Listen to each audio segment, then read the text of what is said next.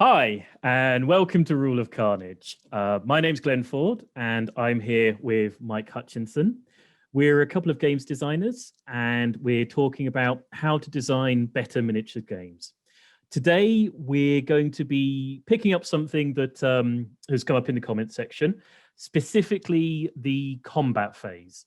How to write an interesting combat phase, how to write a combat phase, the things that should be in there, maybe why they should be in there, maybe why you'd consider taking them out. So just to open, a basic definition in the unlikely event that anybody isn't aware. Hasn't played a combat. The combat phase is a bit of the game that combat happens in. Roundly, let's say combat tends to be divided into range combat and melee combat or close combat.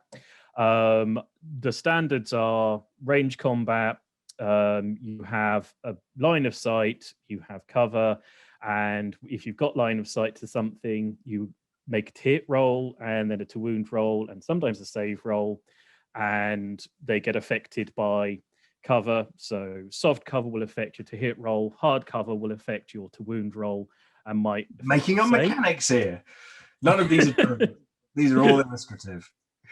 Yes, I say these are the bog standards. Okay, these are the ones that are so, I don't want to say obvious, but they're so standardized that you barely need to write them. And part of hopefully what we're going to do in this conversation is question, maybe explain why some of them happen, and maybe question some of them. So, I mean, let's start. Well, before we start, can I pull you up on one thing? So I think there's something in there which is you've led the witness, Your Honor, by suggesting that there's a combat phase, because of course one of the things that we can unpack is that combat resolution of combat could happen in a number of different places, and the two obvious ones are in a combat phase which is reserved for the resolution of lots of combat, or as a little nugget within, as a step within an activation if you're in either a alternating activation game or something with interrupts. Shall we park that part, or shall we? Well, I think what's going to be interesting here is to stop and talk about these issues as and when they come up.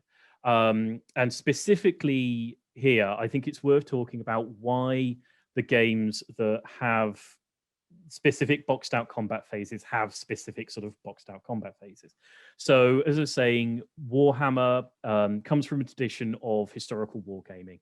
And in historical war games, because it's what happens in historical wars, you get two big units that mash into each other and sort of rugby scrum together until finally one of them breaks. And as soon as one unit breaks a little bit, they get steamrolled over by the other unit and they break across the field of battle. And so you have combat resolution, you have break points, you have those sorts of things. Now, it's quite important that you box out those events from a turn, because if, for example, you have individual unit activation with that happening, you have fairly obviously the situation where one unit breaks and then a unit that hasn't moved yet, which should be simultaneously moving as the unit that broke the other unit charged, then suddenly gets to move into the broken unit and scatter it across the field. And timing out those sorts of events becomes virtually impossible if you have individual unit activations within a game. Yeah. So inherently, if a game is going to have combat resolution and breakpoint resolution specifically, you have to, but it's really hard not to have a combat phase, and combat occurs within the combat phase, and all movement for the turn happens prior to the combat phase, and other things happen after the combat phase, but you don't get to fight and then somebody else move on the same turn post the fight. But I think there we just found interesting game design challenge for anyone who wants to tackle that one.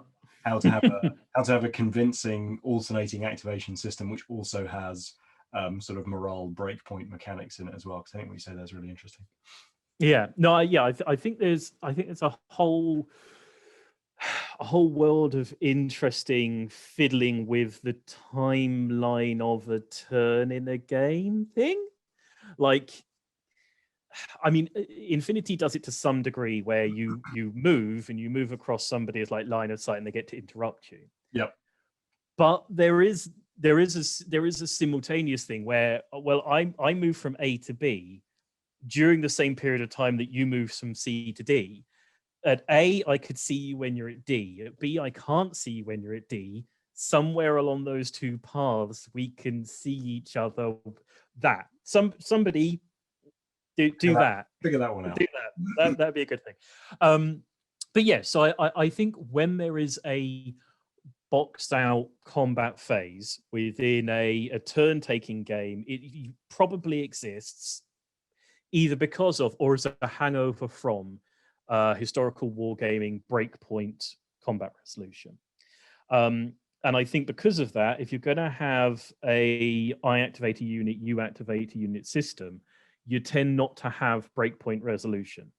You tend to have combats resolved by people getting, hacked up and literally killed, rather than somebody running away in fear and then having a psychological effect that makes them vulnerable to other people engaging them. So there's another sort of variety of this, which is what I suppose, and maybe I encountered first in X-Wing, but to be honest, I think Age of Sigmar has as well, which is these days, which is a combat phase within which you alternate activations. So in X-Wing, first you have the movements and you alternate movements, or slightly more complicated than that. But in X-Wing as well, you've got a series of, initiative order, sort of who gets to shoot first. So you get to pass play between one player and another, depending on what the pilot skills are.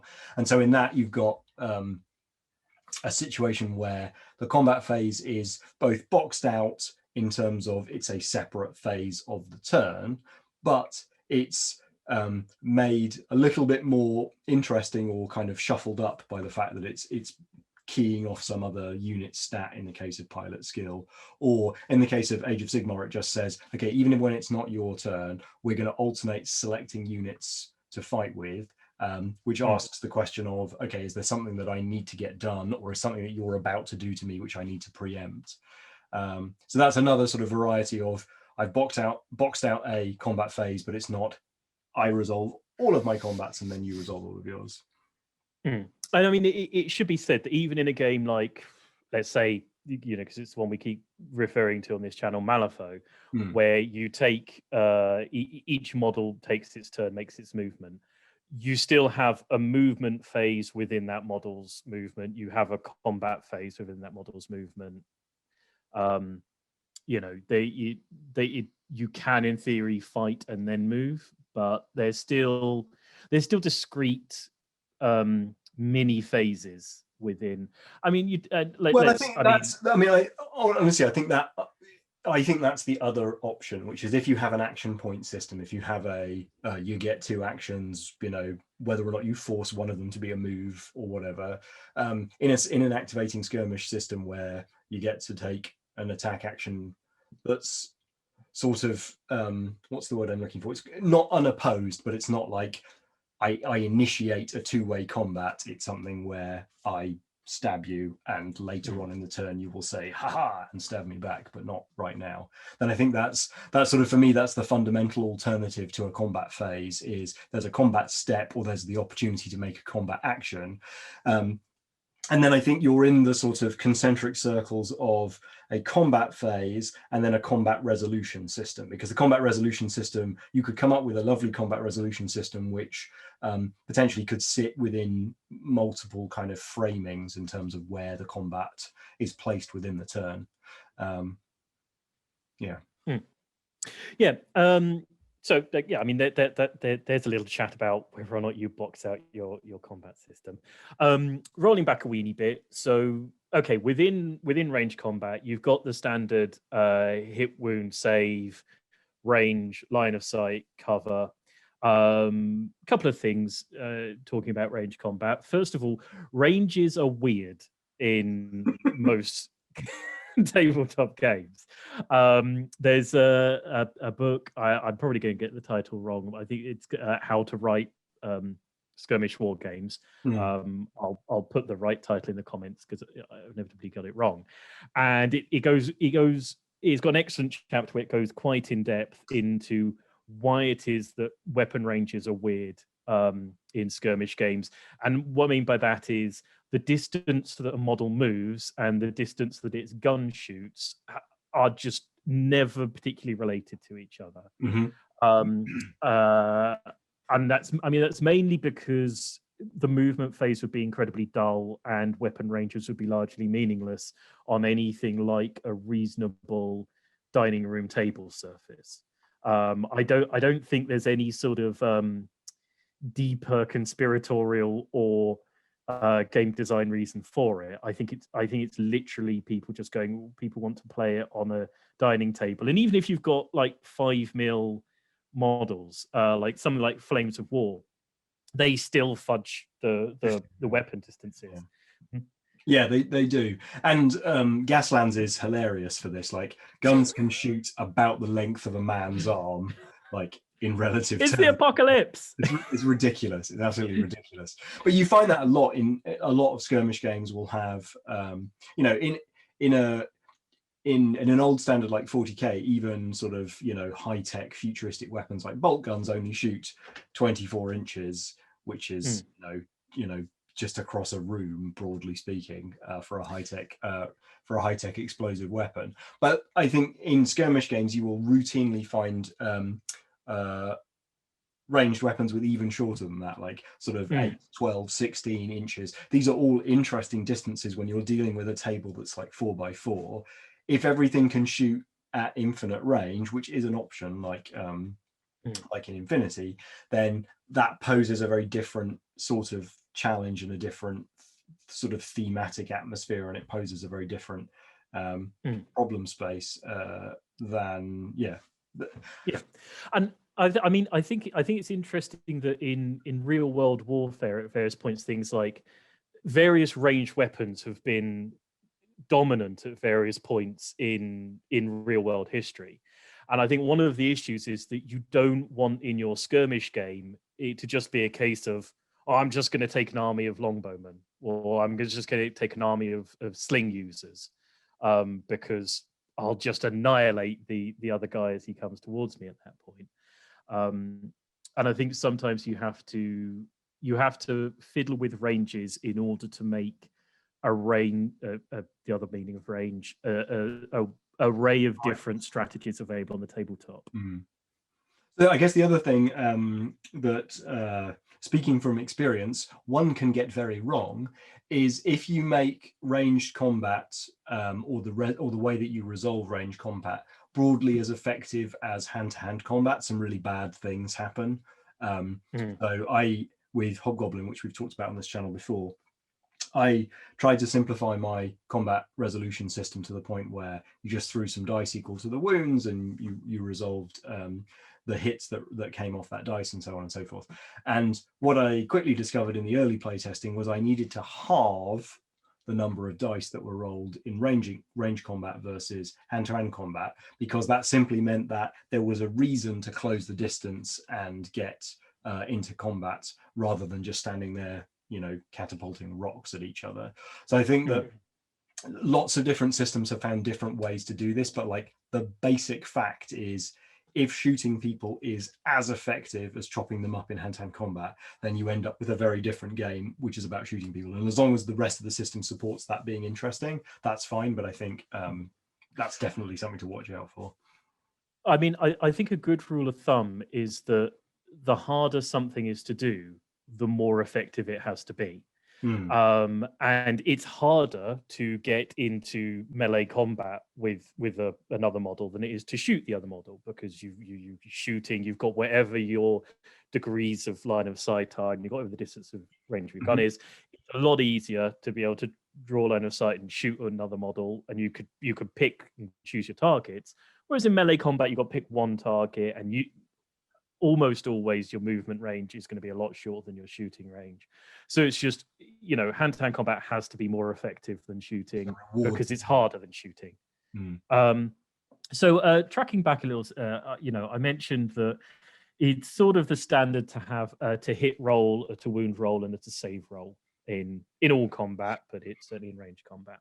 And I this is don't like the to hit to wound parts of that. That is a thing that I routinely attempted to engineer out, but we can talk about it. Well, I mean, yeah, this is why I'm bringing it up. There was, I mean, a good an anecdote. I don't know if it's a good anecdote. It'll be an anecdote. Originally in Gaslands, things had an armor save, and you had a to hit roll and a to wound roll and a save roll. And at one point, Mike said, "This is pointless. If something's got a 4+ armor save and 4 hull points, let's give it 8 hull points and stick the save roll." Let's be even more precise, actually. Initially, Gaslands stole the combat resolution system from Thunder Road by, I think, MB Games, where little things have a 6-up save, medium things have a 5-up save, and other things have a 4-up save. And exactly as you say, it felt like that difference between whether or not it's got a better armor save and how many hull points you have to ablate through ended up feeling like 2 resolution systems that could be one. I mean, it's an interesting point because I remember when you decided we were taking out the armor save system, and I wasn't a fan of that decision at the time because I said, look, the more and this is one thing, the more steps you have in a game, the more design space you have in the game. And designers like to have design space, and they don't always mind putting certainly where the steps are presumed steps, players at disadvantage for the sake of their design space. Well, I mean, the thing is, players I think are preconditioned to assume a to hit, to wound, to save only because system. Only because of that shonky 30-year-old Warhammer system. Well, and everything. Look, but as whatever the reason, people have been sold that particular system, and you can piggyback on people's assumption of it to preserve your precious design space. And later on, I'll be able to play and give people a really useful mental shortcut, so that a bunch of other things that you've done in the game, which are surprising, aren't this thing. And you're like, oh, okay, now I'm going to shoot someone to hit, to wound. Did you fail your armor save? And what's sort of double interesting is we took out the standardized armor save, and then the dodge roll got added back in later on, which is another sort of save roll, but it's a save roll that's A, more perfunctory, B, that everybody gets in first gear and in second gear to the same degree. And it was interesting because I think at first it was a big vehicle gets a better armor save, so it's even better at being shot at than the little vehicle anyway. And then the dodge save meant that the little vehicles played well were better at getting, could take more shooting than the large vehicles sort of potentially could ever take. And so I think it made for an interesting dynamic. And there are a couple of reasons there. One is combat, like, reacting to the phrase perfunctory there, like combat was always supposed to be fast, brutal, and not the central focus of Gasland. So in that regard, it was okay to get away with something that was a little bit less granular than having a to wound roll or that kind of additional design space. In relation to the fact that you're saying, you want to say, is there a reason why there is a to hit roll and a to wound roll? And I think the root of that sort of thing is that the to hit roll is a thing that traditionally you can affect during the game. Your to hit roll is based upon the range you are from the enemy and the things that are between you and the enemy, and that makes sense because it will be easy to hit somebody if you're close up to them and you've got a clear line of sight, and so the player can affect that. They can make themselves better at hitting. But the to wound roll tends not to alter, because the likelihood of wounding somebody when you hit them with a bullet, depending on their armor, isn't realistically going to change, throughout the hour or so that a battle, takes.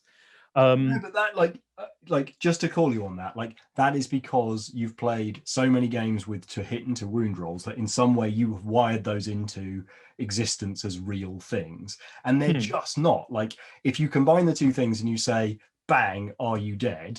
like whether or not the gun is pointed in the right direction, whether or not anything interrupts the projectile, whether or not the projectile is moving fast enough to penetrate the armor and the flesh, whether or not it hits a vital organ. Like there could be 100 different roles, or there could be one role. Like it's totally bogus that there's this idea of a to hit and a to wound. They are simply constructs of a historical relationship with existing systems. Yes, yeah.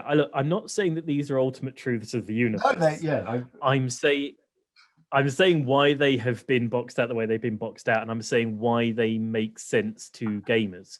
I mean, in a minute, there's something I want to talk about later on in relation to sort of active player advantage. But there are certain things that do seem, I think, natural to gamers, and I think it's worth being wary of when you fudge with them, the reaction that you'll get because of it. You know, and I totally agree with you.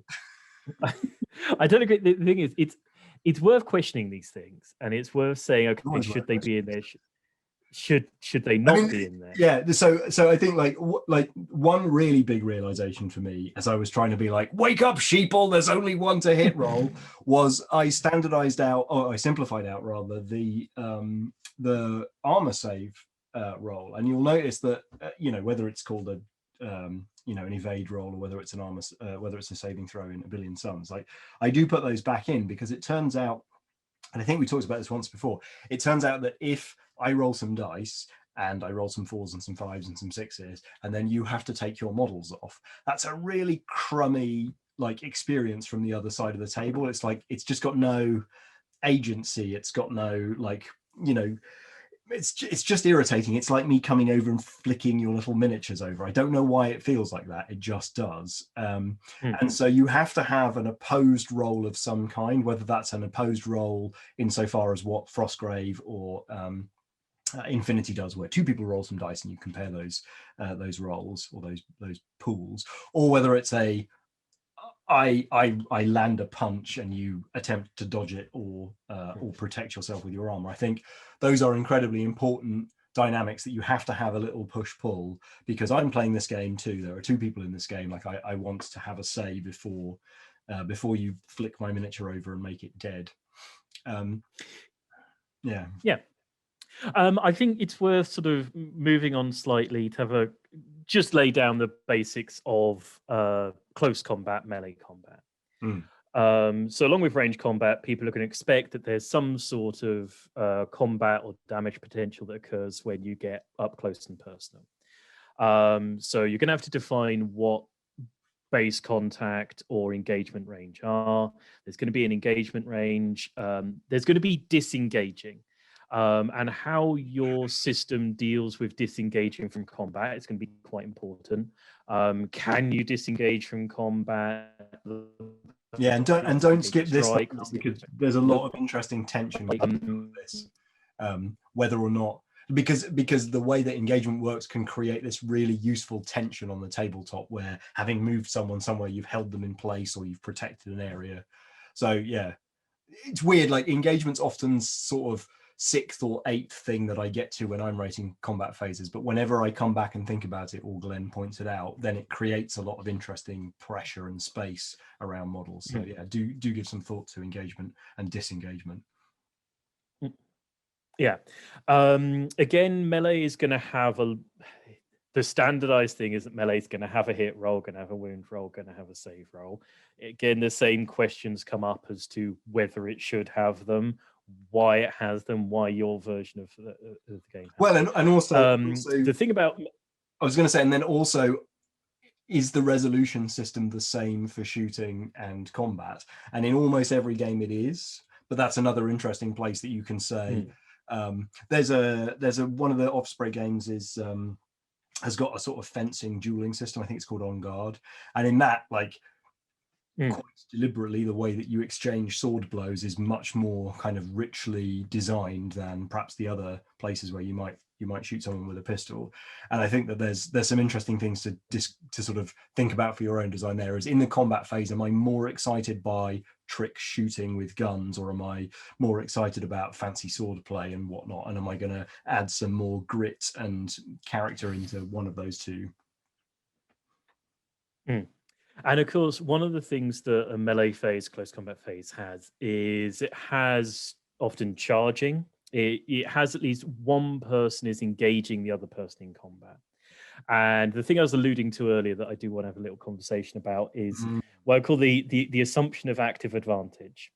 There's an assumption that the person who charges the person who hits the other person is going to have an advantage for hitting them. And I mean, clearly, if you've played Gaslands, you'll see that, you know, that's not always something that at least Mike believes in.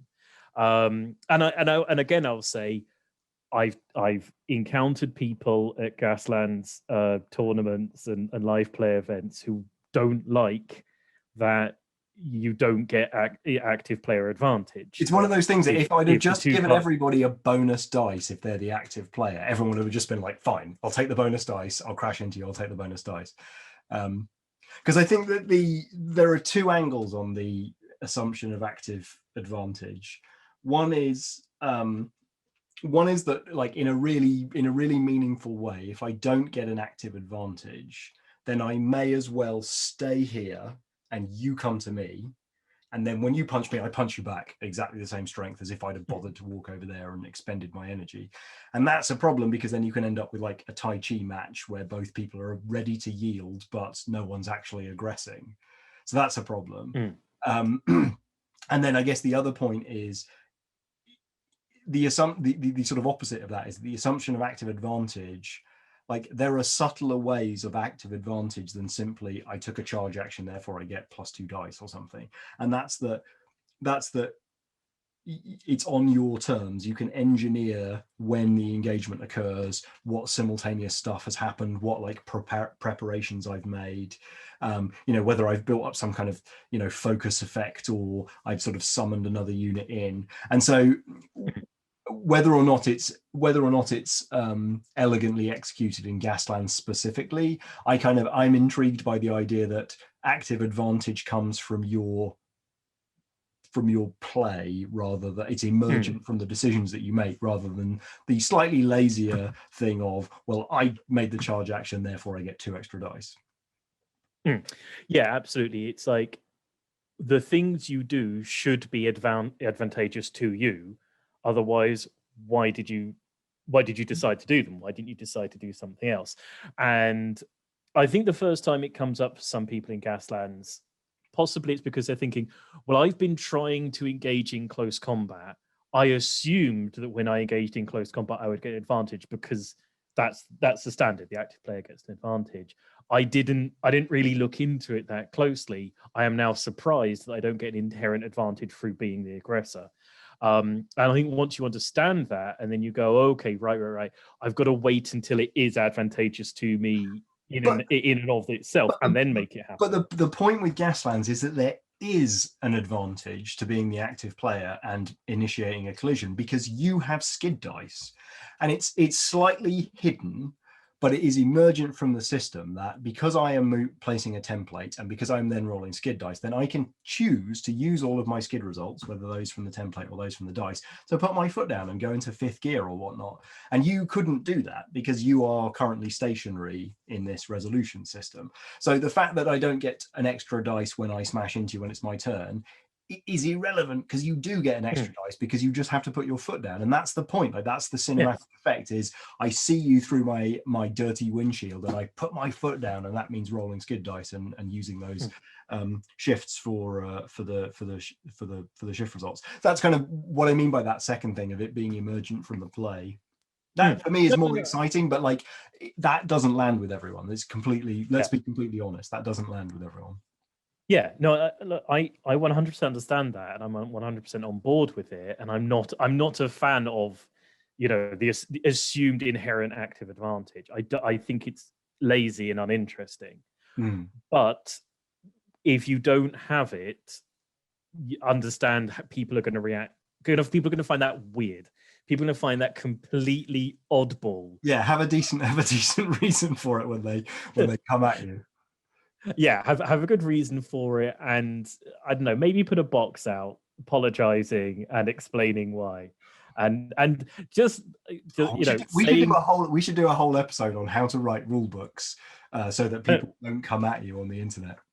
I mean, we need to do an episode on how to write rule books. Given that we don't know how to write rule books in a way that people won't commit you on the internet, I don't think we should do that.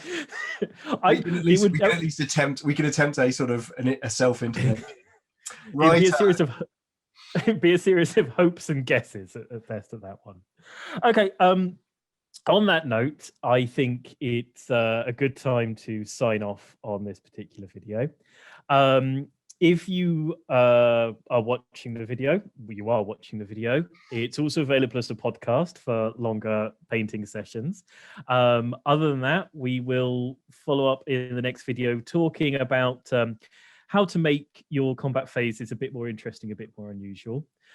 Please, if you've watched this far, I assume you like some part of what we're doing. Like and subscribe.